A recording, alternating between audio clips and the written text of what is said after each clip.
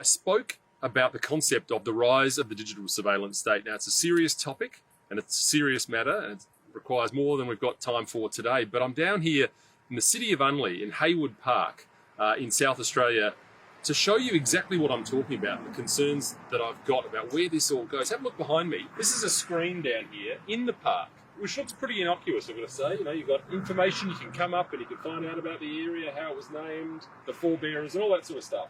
Park speeches, tells you a little bit about what's in it. It's all fine. Events, what's coming up, you know, like Christmas carols, that sort of thing, no problem. But have a look at this. This little area here, Smart City. Now, this is the thing that I'm most concerned about. Not necessarily this, but what this infrastructure is going to do in terms of where it goes and the information that's being gathered about us when we're just going about our daily lives and how it'll be used in the future. Have a look at this. Let's take one straight off the top. Barbecue usage. This will tell us, it loads up, purportedly loads up, all the information about how the barbecues are being used in the area. Now, so what, you might say? Well, let's assume in a world not far from now, your government has declared a climate emergency. By the way, your government's done it here in South Australia already, which is a lunatic nonsense. It's just absolutely crazy. But we enjoyed the Clipsal 500 with all the diesel fumes as well, by the way, so bring that in. But let's go back to the park. Have a look at this. It tells you when the barbecues have been used over the last month. Now, imagine you're in a climate lockdown.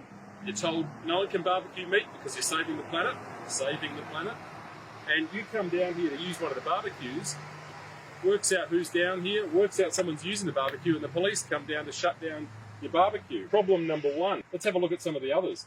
Amenities monitoring here as it loads up. You've got toilet usage per day. We don't need to know that. Now, you might say that's because we need to know when to clean them. Let's come out and clean them. We don't need to know who's going in there and using the can. Simple as that. Back.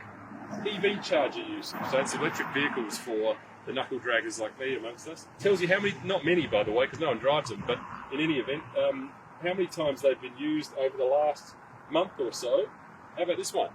People counting. You want to take a deep dive into your dystopian future under the digital surveillance state. It's right here. This little board here tells you how many times people have come through the park. Essentially, it tells you how many unconnected Wi-Fi devices there are in. So that would be everyone's phone. This is telling you how many people are in the park at the moment. So once again, imagine a lockdown scenario, another emergency, another COVID outbreak or monkeypox or, you know, whatever you like, you name it, we'll make it up. 6 devices in this park at the moment. That's down 50% for normal. Your local government, your state government, your federal government might want it to be none.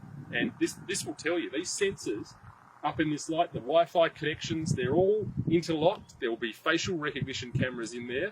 So, you know, don't think you're just going to leave your phone at home. The cameras will pick you up in future. All seems very innocuous, but the reality here is what we are seeing is the very real and very, very, in my view, concerning future for how we go. These areas are all going to be geo-fenced, and there's going to be more data about you out there and what you do per day.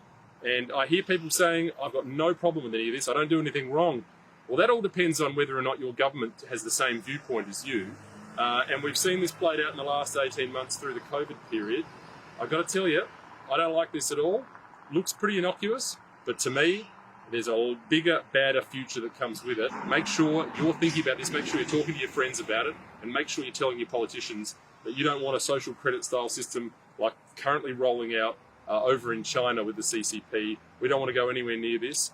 I have a bad feeling this is where we're headed.